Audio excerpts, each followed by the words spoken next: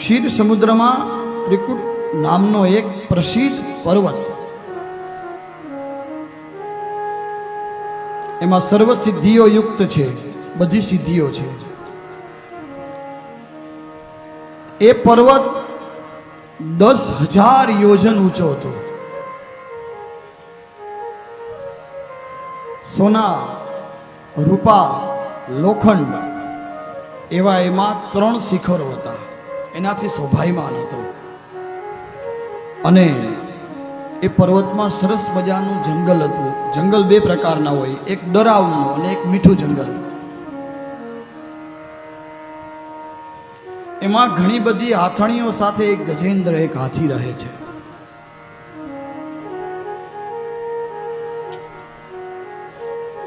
એક સમયે આ હાથીને એમ થયું કે હાલો આપણે સરસ મજાના સરોવરમાં જઈએ, પરિવાર સાથે ત્યાં આપણે આનંદ લઈએ.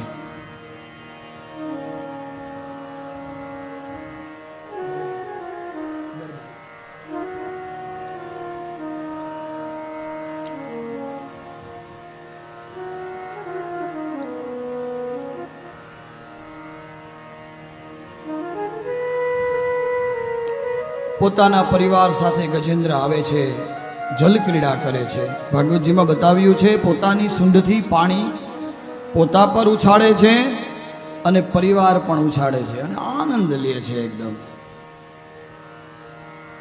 આપણું પણ કંઈક એવું જ છે. આપણે પરિવારમાં આનંદ લેતા હોય. પહેલા દિવસે મેં કીધેલું, સિંહની ત્રાળ સંભળાય પણ ઓલા અજગરની ન સંભળાય. અજગરની સંભળાય, ધીમે ધીમે ધીમે આવે અને ક્યારે પગમાં વીંટોળાઈ જાય ને એમાં કાળ છે. આ એ જ વાત અહીંયા પાછી કરી છે. પરિવારની સાથે મંદોન્મત્ત થયો છે.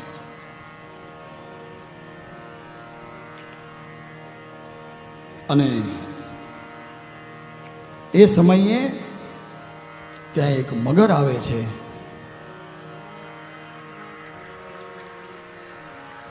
પાણી હિલોળા મારે છે.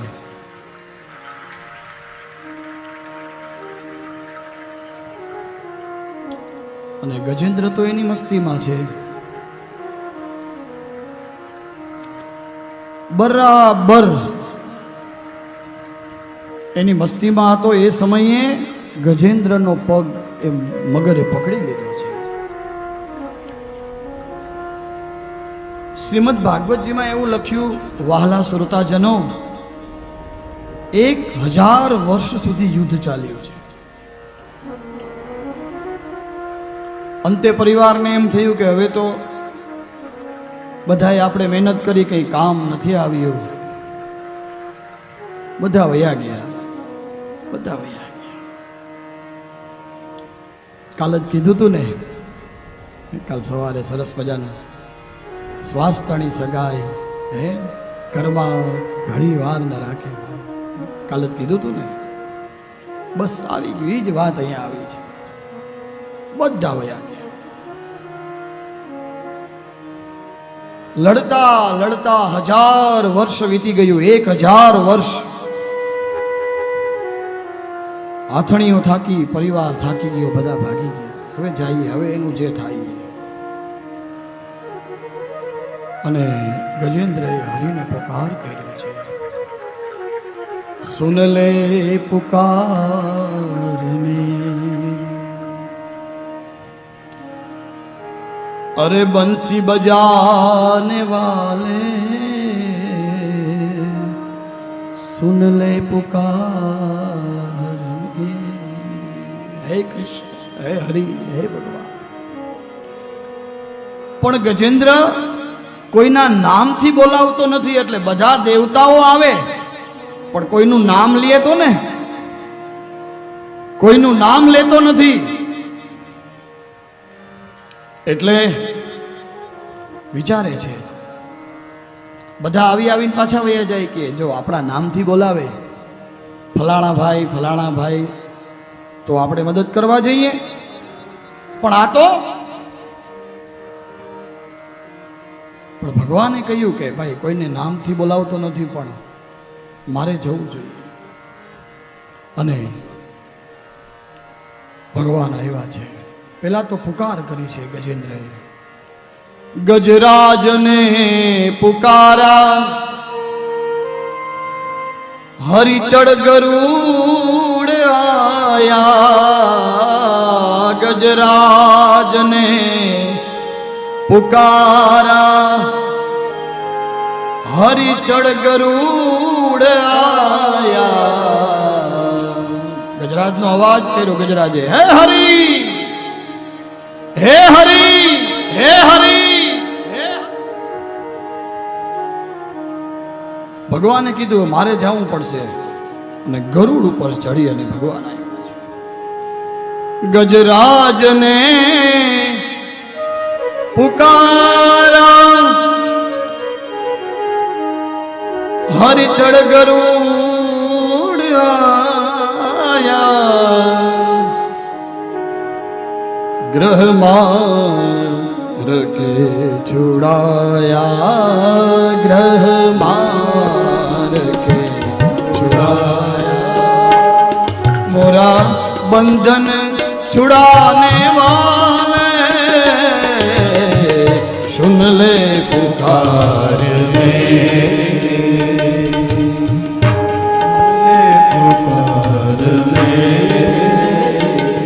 અરે ઓ બંસી બજાને વાલે, સુન લે પુકાર.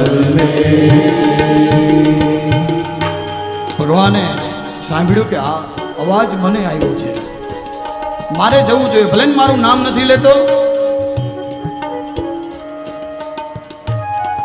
ગરુડ ઉપર ચડી ભગવાન આવ્યા છે. ગજેન્દ્રએ આમ દૂરથી જોયું, આહા, શ્રી હરિ આવ્યા છે હો. અને સરોવરમાં તો ઘણા બધા કમળ ખીલેલા હોય ને, આમ પથારો પડેલો હોય. પોતાની સૂંઢથી એક કમળ લીધું, કમળ ઉછાળ્યું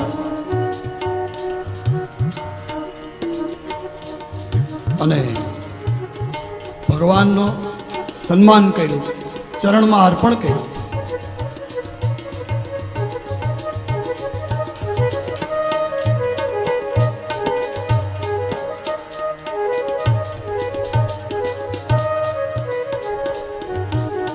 સુન લે પુકાર મેરી, સુન લે પુકાર મેરી. અરે બંસી બજાને વાલે, સુન લે પુકાર મેરી. બંસી બજાને વાલે, बिगड़ी मेरी बना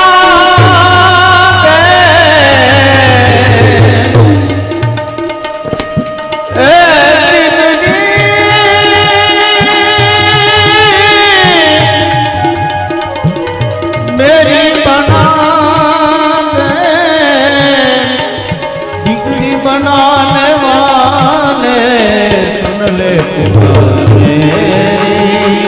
बंसी बजाने वाले, सुन ले पुकार मेरी. ભગવાન આવ્યા તો સૌથી પહેલા તો મગરનું માથું વાડી નાખ્યું.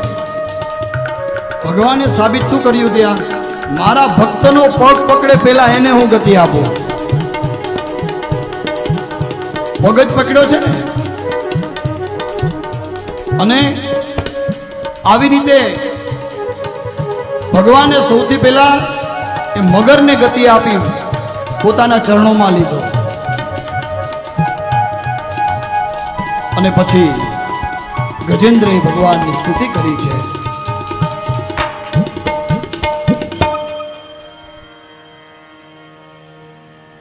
આજે આપણે બપોરે અયોધ્યા પહોંચવાનું છે. પહોંચવાનું છે ને.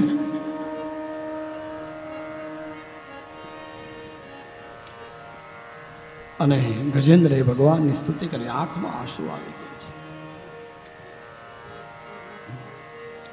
પણ ગજેન્દ્રને વિશ્વાસ હતો. કયો વિશ્વાસ? હું હરિનો હરી, છે મમ રક્ષક એહ ભરોસો જાય નહીં હું હરિનો હરિ છે મમ રક્ષક એહ ભરોસો જાય નહીં જે હરિ કરશે એમ મહિતનું જે હરિ કરશે એ ये निश्चय बदलाय नहीं એ નિશ્ચય બદલાય નહીં देह भरोसो जाय नहीं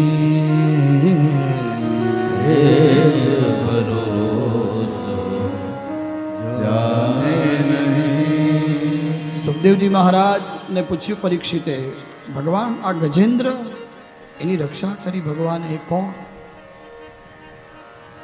અને આ મગર જે છે એની ભગવાને પેલા ગતિ કરી એ કોણ? તો કે હુહુ નામનો એક ગંધર્વ હતો અને બધાને હાસ્ય કરાવતો. દરેકના એક પાત્ર હોય ને, અને એને મહર્ષિ દેવલનો અપરાધ કર્યો. એક વખત દેવતાઓના કહેવાથી આ મહર્ષિ દેવલ નદીમાં સ્નાન કરી રહ્યા છે અને ત્યાં આવ્યો. એને મહર્ષિ દેવલનો પગ પકડી લીધો અંદરથી. મહર્ષિ દેવલ ગભરાઈ ગયા કે મગર છે, એટલે કીધું જા તું મગર થા. પછી ક્ષમા માંગી કે ભગવાન હું તો આ દેવતાઓના કહેવાથી મસ્તી મજાક કરતો. તો કે જા, શ્રી હરિ તારો ઉદ્ધાર. અને આ ગજેન્દ્ર પાંડવ દેશનો ભગવાન વિષ્ણુનું વ્રત કરનાર ઇન્દ્રદ્યુમ્ન નામનો દ્રવિડ હતો. કુલાચલ નામના પર્વત ઉપર બેઠો છે. એ પણ ભગવાનનું ભજન જ કરે છે. મૌન વ્રત છે, સંયમ પૂર્વક. મને ઘણા બધા આપણા કમિટી મેમ્બરો સાંજે આવીને કે હસમુખ મહારાજ હવે થોડુંક મૌન, શાંતિ, તમને થોડોક આરામ કરો. 7-8 કલાક એક સાથે બોલો છો. અને મેં એવું સાંભળ્યું છે કે કથાકાર છે ને એને પછી કથાનો વિરામ થાય ને પછી મૌન રાખવું જોઈએ. બહુ એનર્જી વપરાયો આમાં. હા, બહુ એનર્જી. આ તો વ્યાસ ગાદી છે અને વ્યાસ બોલાવે છે.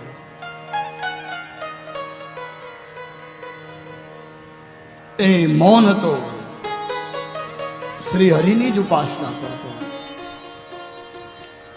ત્યારે ત્યાં અગત્ય મુનિ આવ્યા. એટલે એને તો ખબર નથી કે કોઈ ઋષિ આવ્યા છે.